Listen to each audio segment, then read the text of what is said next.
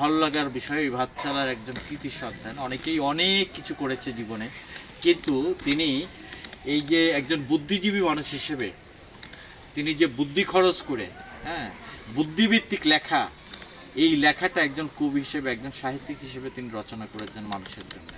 এই মানুষটি আজীবন আজীবন মানুষের কাছে স্মৃতি হয়ে থাকবেন, বেঁচে থাকবেন।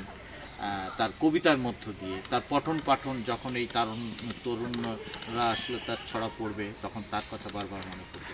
তেমন একটি স্মৃতিধন্য একটি গ্রাম ভাতশালা, যে গ্রামে জন্মগ্রহণ করেছেন নাছের মাহমুদের মতো একজন বিখ্যাত ছড়াকার এবং কবি। তো এই মানুষটির প্রতি আসলে অনেক কথাই বলার আছে, তা আমি যতটুকু আমার ভালো লাগা এবং ভালোবাসা তার প্রতি জানালাম।